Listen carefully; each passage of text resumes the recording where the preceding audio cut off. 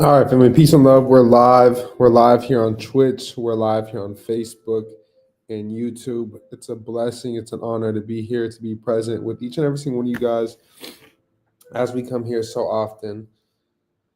If you guys have not already, make sure to like, comment, and subscribe. Make sure to hit that notification bell as well, because I do honestly go live at random times. I've been looking to work out a time where we can come here same time, same day every week. But just with my schedule, all of the traveling and everything that's been going on over the past year, it's been pretty complicated on doing that. So with that being said, we will be continuously doing our lives when they fit the schedule. See, this is the schedule right here.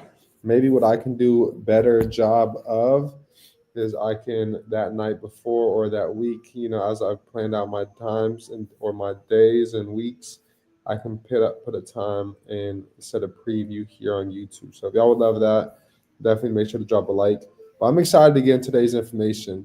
A lot of people talk about a lot of different processes. Well, today we're going to be talking about the process of securitization and how we don't owe them not a dollar. And a lot of people talk about, you don't owe them this, 18 USC 8, HJR 192, the SESTA KV Act, but they don't actually go over the process of why we don't owe them and how we don't owe them. So that's what we're going to cover here today. I'm going to break it down in layman terms. If you guys are ready to hear this breakdown of how we do not owe any of these corporations a dime, and how, as a matter of fact, they're not even attempting to collect the debt. Y'all want to hear something? They're attempting to collect on an account. So I want you guys all right now to pull out any paperwork that you guys got from them. Tell me if you guys see anywhere in there where they talk about an attempt to collect the debt, or are they talking about an account and you owing this amount of this balance on this account, and you must pay this amount on this account, and these are the account numbers. How many of you guys have seen that? So that's what we're going to talk about here on today's video. We're going to hop right into it. I'm just going to get straight into the teachings of today, and then I'm going to leave this video here for those that are going through the teachings. So I broke it down in a layman terms, the whole process from start to finish. So when you guys use your credit card, right, who remembers the definition of a credit card? So we'll hop into it actually, and I'll show you guys as a matter of fact. Just because I'm feeling lovely, I'm feeling blessed today, man. 15 USC 1602. So let's go ahead and actually share our screen. I didn't have any, I didn't have, it wasn't on my list of things to do.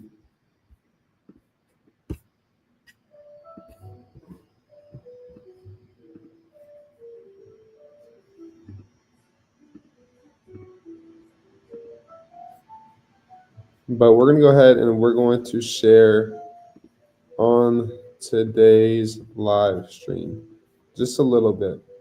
So we see the term credit card, right? It means any card, plate, coupon book, or other credit device existing for the purpose of obtaining money, property, labor, or services on credit. So any card, I think of any card, think of any plate. What's a plate? A license plate. Think of a coupon book. Why are they mentioning a coupon book? Well, because food stamps used to be a coupon book where they'd actually have your social security number. All right, family, perfect. So that's 15 USC 1602. That's the definition of a credit card. So I just wanted to break that down briefly before we hop into it, so that you guys are well aware. If you guys do hear me, break down the term, that you guys understand the definition. So when you use your credit card, you're essentially extending credit to a company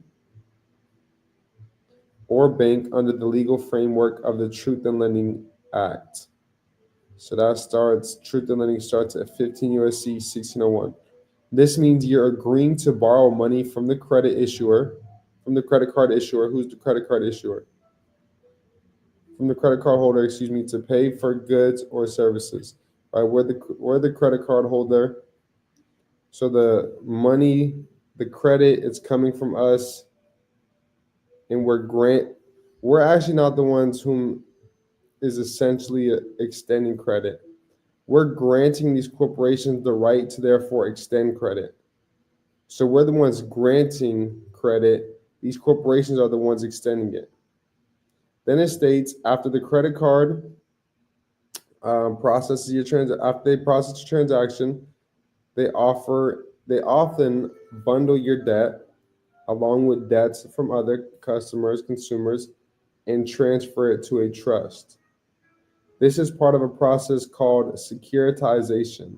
How many of you guys are familiar with the process of securitization? I want you all to drop a heart in the comment section, or I love myself in the comment section, because this right here, we must be in tune with self. We must be giving ourself love every day. We must, be fully self-aware to receive the downloads that I'm about to break down right here. I'm gonna actually get this one on camera. I think it's dead though, low key.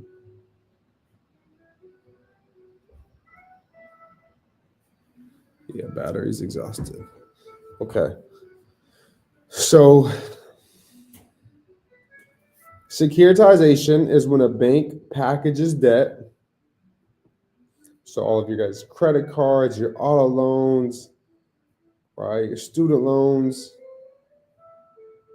right, they bundle them, or a bank packages debts into financial products called securities, which are sold to investors. I'm going to say that one more time. Securitization is when a bank packages debts into financial products called securities, which are sold to investors. This allows banks to receive upfront cash, right? So the banks get right away, they get that upfront cash when the credit that we granted the right to these creditors to extend, they then sold that to a trust, their own trust. I want you all to go look up your bank, whoever you guys are banking with, or whoever you have a credit card with, or whoever you have a charge off with, or whoever you had an eviction or a repossession with, whoever you have a student loan with. I want you to look up the name of that bank, and then I want you to look up a 10K form. Where's all my investors at? Where are all my investors at? If you're an investor, I want you guys to drop invest, right? That's actually the sole movement of our company is we're taking on investors. This year, we're actually taking on investors to start investing with our firm, where we're investing into multi-family apartments. So I need you guys to drop invest. Where's all my investors? Okay, so Marilyn says she works in finances. That's perfect. Amazing information. Thank you for being here. Thank you for receiving it. So if we understand, so if you work in finances and you definitely understand everything I'm talking about, and you understand that these companies must have and file a 10K filing, right? A 10K report, and they must do this with the SEC. Hint, hint. I'm gonna throw something. I'm gonna throw a gem at you guys very soon. How many of y'all have been filing CFPB complaints? I'm gonna throw something at y'all here for those that stay here at the end of this live. I'm gonna help you guys add to your guys' arsenal a little bit more. So let's finish out this teaching. This allows banks to receive upfront cash. So were credited already once, they were paid one time already. Then they collect from you guys monthly because of what you guys agreed to. It's not the fact that it hasn't been paid, but the moment that they ran your guys' credit card, money was actually created, and then you guys gave them the money, which they're then coming after you, telling you guys that you owe. And then the reason as to why we're making those payments is because we agreed to their terms. Right, we agreed to the agreement. We agreed to making payments every month of this amount for this long.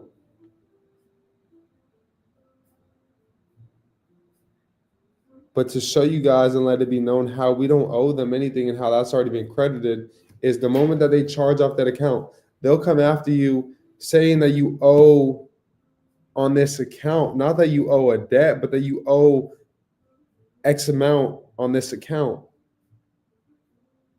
Well, nowhere in the FDCPA, let me take you guys here to the FDCPA as a matter of fact.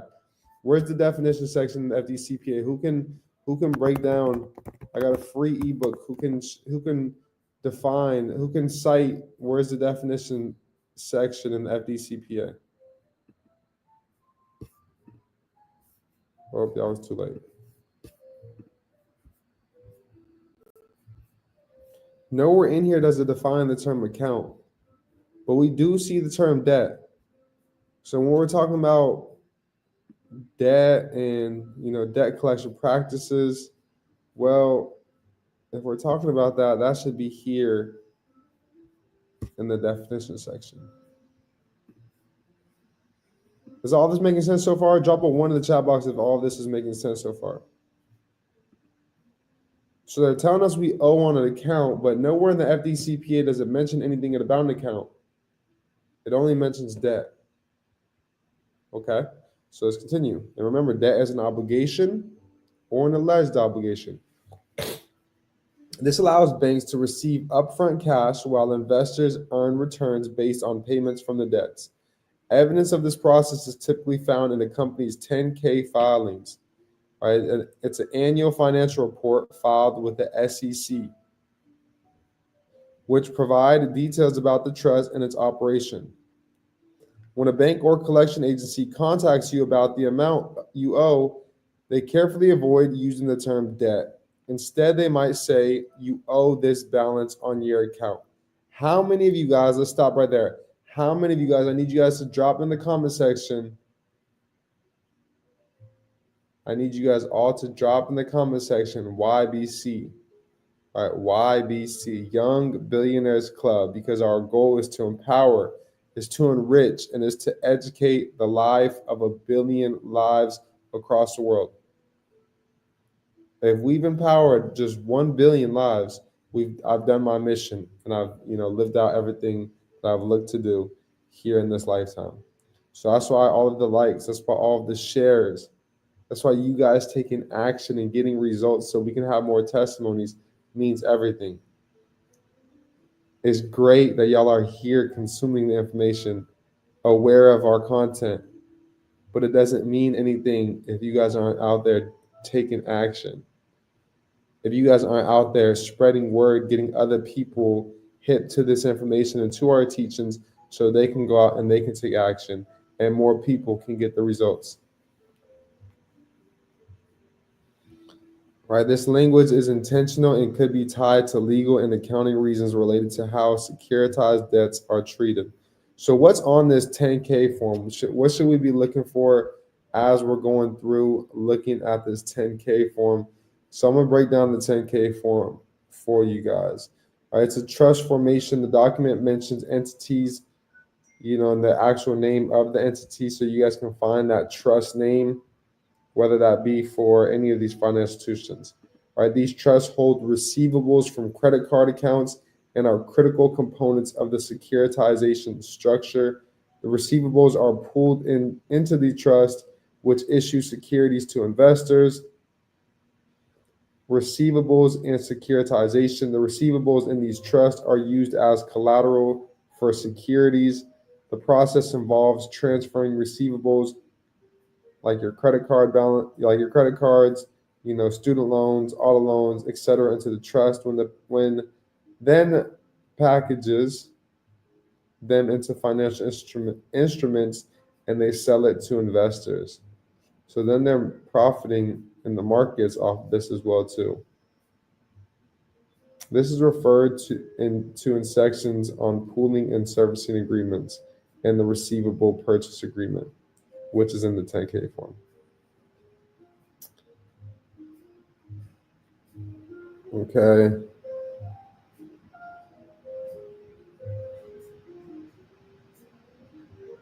So let me show you guys this. Although the trust holds these receivables, the language in the filing carefully refers to receivables and balances rather than explicitly calling them debts. This aligns with how securitized assets are treated under accounting and legal standards. I'm going to say that one more time. Although the trust hold these receivables, the language in the filings carefully refers to receivables and balances rather than explicitly calling them debts. So what I want you guys to understand is that we don't owe not one of these, I don't need 18 USC 8. If I can go to that 10K filing, if I can pull their EIN, if I can pull all the information, who's the president of that trust, who's the administrator of that trust. If I can pull out all the information and hold these people liable and be able to show that these quote unquote debts have already been transferred to this trust, and that they're not even attempting to collect a debt, they're actually attempting to collect on an account. Well, nowhere in the FDCPA does it mention anything about attempting on an account. All right, family. So this is where I'll leave you guys off. My phone's starting to blow up. Y'all stay blessed, family. Peace and love.